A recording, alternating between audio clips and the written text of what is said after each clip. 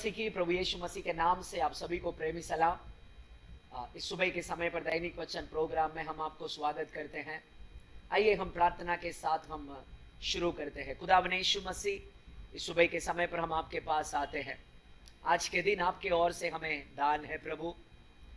आज इस दिन को हम आपके उपस्थिति में आपके वचन के साथ हम शुरू करते हैं। आज जो वचन हम सुनने जा रहे हैं, ये वचन हमारे जीवन में काम करे।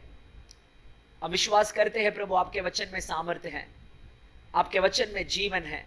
वो जीवित वचन आज इस सुबह के समय पर हमारे जीवन में कार्य करे, सुनने वाले हर एक के जीवन में आशीर्वाद लाने पाए। आशीष कर पिता यीशु के नाम से, आमेन आमेन।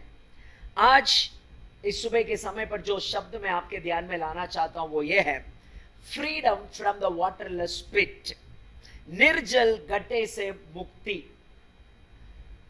वचन जकरिया उसका 9वां अध्याय 11वां वचन में इस प्रकार लिखा है, तू भी सुन, क्योंकि मेरी वाचा के लहू के कारण मैंने तेरे बंदियों को बिना जल के गड्ढे में से उबार लिया है। प्रियो, परमेश्वर कहता है, मैं मेरे लोगों को बंदियों में से बिना जल के गड्ढे में से उठा लूंगा। बाइबल में कई जगह पे कई लोगों को हम देखते हैं जो निर्जल गड्ढे में डाले गए थे। तो यहां पर परमेश्वर का वचन कहता है, मैं लोगों को निर्जल गड्ढे में से उठाऊंगा। प्रियो, निर्जल गड्ढे क्या दिखाता है? निर्जल गड्ढे, जब किसी को लोग पकड़ के निर्जल गड्ढे में डालते हैं तो वहां पे लोगों को मरने के लिए, मर जाने के लिए डालते हैं, यार उनके काम को रोकने के लिए डालते हैं, उनके दर्शन को रोकने के लिए डालते हैं। वो जो सेवा करते हैं उस सेवा को रोकने के लिए डालते हैं। यूसुफ को डाला गया, यर्मिया को डाला गया, पौलुस को भी बाइबल में उनको बंदी कर, जो बंदी कर रोमियो के समय पर जो बंदी करता वो जमीन के नीचे ही होता था। एक प्रकार से वो भी निर्जल कुआं में डाला गया, वैसे ही एक अवस्था में था। प्रियो, ऐसे कई प्रभु के दास हम बाइबल में पढ़ते हैं जो निर्जल कुआं में डाले गए थे। तो बाइबल आज इस वचन से परमेश्वर वायदा देता है कि मैं आपको निर्जल कुआं में से आजाद करूंगा, निर्जल कुआं में से मैं आपको उठाऊंगा। तो जोसेफ को पकड़कर निर्जल कुआं में डाला गया था। हमें मालूम है इस घटना। यूसुफ उस घर में बहुत ही प्रिय बेटा था। एक दिन यूसुफ उनके भाइयों से मिलने के लिए गया। भाई लोगों ने कहा, देखो बड़ा दर्शन देखने वाला, बड़ा स्वप्न देखने वाला आया है, इनको हम पकड़कर इस कुआं में डाल देंगे, इसको मार डालेंगे ताकि ये भी मर जाए, इनका दर्शन भी मर जाए। प्रियो, लेकिन वहां पे हम देख सकते हैं एक उपाय निकाला जहां उनका जान बच गया। वो कुआं से बाहर निकाला जाता है और वो बेच दिया जाता है। मैं आज सुबह के समय पर आपको बताना चाहूंगा, पहली बात, आपको परमेश्वर निर्जल कुआं में से छुड़ाकर आपके दर्शन की ओर, आपके स्वप्न की ओर, आपके यात्रा को प्रभु शुरू करा रहा है। जिस वक्त परमेश्वर ने यूसुफ को उस निर्जल गड्ढे में से उठाया, उसी वक्त यूसुफ का दर्शन की यात्रा, स्वप्न की यात्रा शुरू हुई। हाँ प्रियो, आपके जीवन में, मेरे जीवन में अनेक स्वप्न हैं, अनेक दर्शन हैं। वो दर्शन आज पूरा नहीं हुआ। आप शायद निर्जल गड्ढे में होंगे। निर्जल गड्ढे ये है, मतलब आपका जो बाउंड्री है बहुत छोटा है। आप निर्जल गड्ढे में जो पड़े हैं, चारों तरफ अगर आप घूमेंगे तो सिर्फ 4 फुट ही दिखेंगे, 4 फुट ही दिखेंगे। आपका कल आपको दिखाई नहीं देगी, आपका भविष्य आपको दिखाई नहीं देगी। कल आप क्या होंगे, क्या बनेंगे, क्या करेंगे, आपका भविष्य क्या होगा, क्या करेंगे, आपके भविष्य कैसे चलेंगे, कोई आपका भविष्य का नजर दिखता ही नहीं आपको। तो प्रियो, अगर इस हालात में आप हैं, निर्जल कुआं में, कल आपको दिख नहीं रहा है, भविष्य आपको दिख नहीं रहा है, आप अपने जीवन में अनेक स्वप्न देखा, अनेक दर्शन देखा, परमेश्वर ने अनेक भविष्यवाणियां दी हैं, लेकिन वो सब पूरा होते हुए आपको दिख नहीं रहे हैं, आप निर्जल गड्ढे में पड़े हैं। तो परमेश्वर का वचन ये है, मैंने तेरे बंदियों को, मेरे लोगों को बिना जल के गड्ढे में से उबार लिया है। बिना जल के गड्ढे में से मैंने आपको उठा लिया है। हाँ प्रियो, जैसे मैंने कहा, यूसुफ जिस वक्त उस निर्जल गड्ढे में से उठाया गया, बाहर निकाला गया, उसी वक्त उनका दर्शन के और उनके सपने के और उनके यात्रा शुरू हुई। मेरे सुनने वालों, आप अगर निर्जल गड्ढे की अवस्था अगर आप महसूस कर रहे हैं, तो प्रभु इस सुबह के समय पर कहता है, मैं आपको आजाद करूंगा, आपके स्वप्न की ओर, आपके दर्शन के ओर, आपके भविष्यवाणियों के ओर, आपके यात्रा को मैं आज शुरू करवाऊंगा। हालेलुया। दूसरा, यिर्मयाह को भी पकड़कर इसी प्रकार निर्जल कुआं में डाला गया। पहली बात, यूसुफ के बारे में आप उत्पत्ति उसका 37 वर्ष नंबर 18 से लेकर आप पढ़ सकते हैं। यिर्मयाह के बारे में अगर पढ़ना है, यिर्मयाह उसका 38वां अध्याय में आप पढ़ सकते हैं, 1 से 6 तक पढ़ेंगे। तो यिर्मयाह को पकड़कर निर्जल कुआं में डाला। क्यों डाला था पता है? क्योंकि यिर्मयाह ने परमेश्वर का वाणी को बताया, जो कोई बाबिलोन नहीं जाएगा, इस शहर में रहेगा, वो सब नष्ट हो जाएंगे। तो वहां के अधिकारियों को इन शब्द पसंद नहीं आया, परमेश्वर का वाणी पसंद नहीं आया।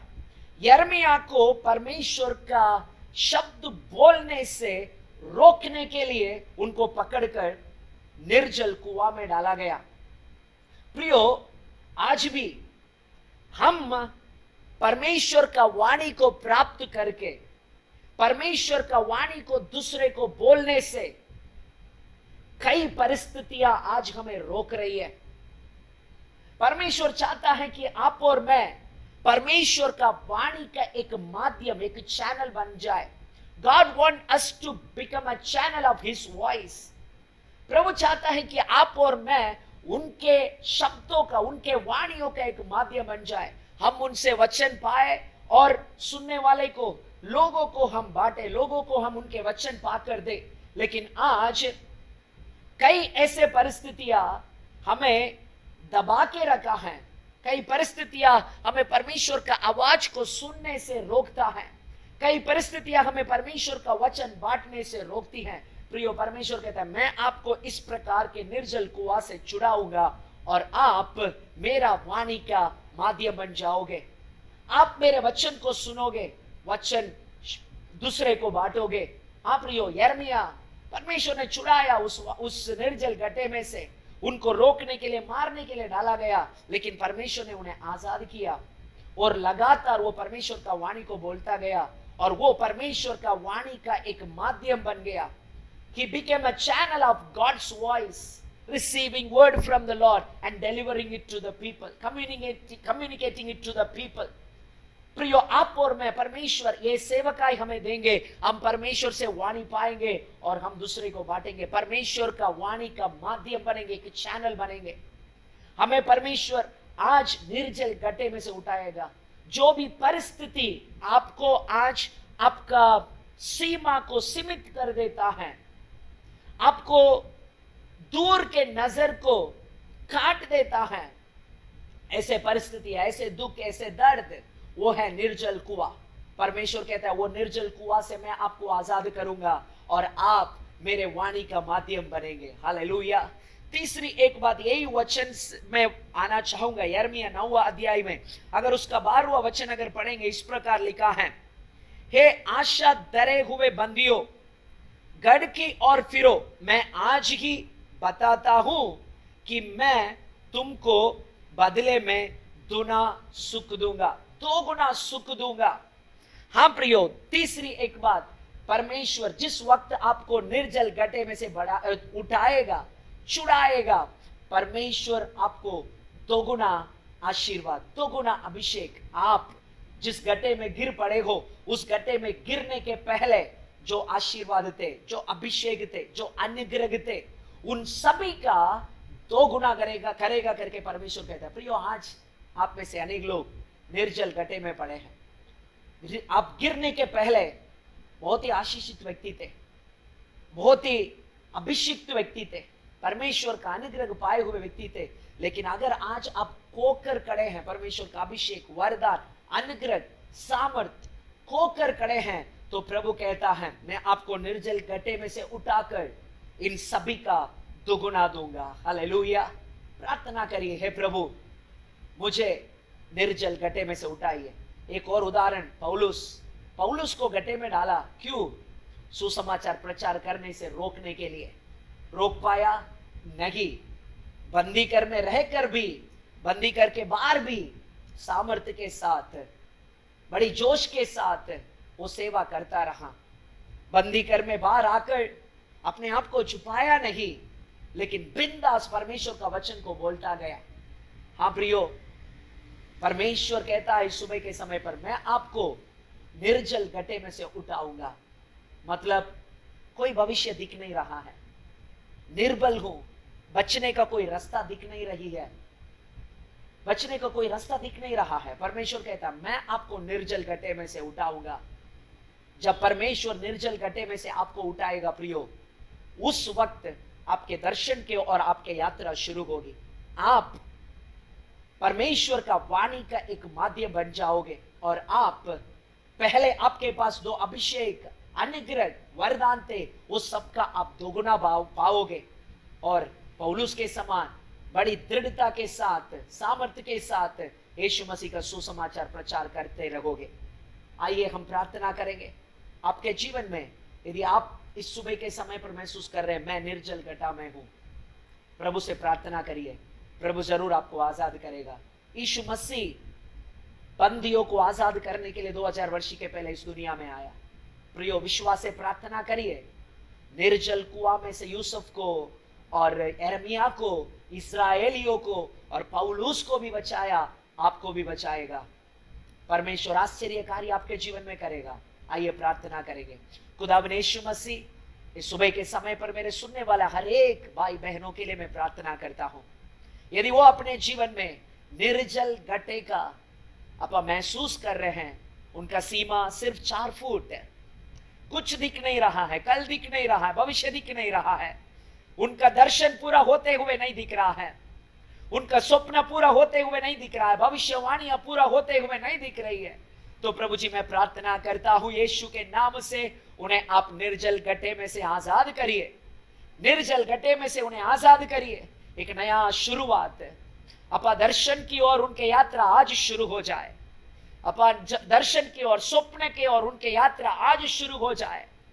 भविष्यवाणी के और यात्रा आज यीशु के नाम से शुरू हो जाए। मैं प्रार्थना करता हूं यीशु मसीह के नाम से वो आपके वचन के, आपके वाणियों के एक माध्यम बन जाए। मैं प्रार्थना करता हूं यीशु मसीह के नाम से 2 गुना आशीर्वाद पाए। जो कुछ खोया है वो सब 2 गुना पाए। यीशु मसीह के शुभ संदेश का अपा एक सेवक बने। प्रभु आशीष दे। सुनने वाले हर एक के लिए मैं प्रार्थना करता हूं, आशीष दे प्रभु। आपके अनुग्रह और आशीर्वाद साथ रहे। आज का दिन पूरा हम सभी के साथ रहिए प्रभु, आशीष दे। प्रार्थना सुना, धन्यवाद यीशु मसीह के नाम से, आमेन आमेन। प्रभु आप सबको आशीष करे। धन्यवाद।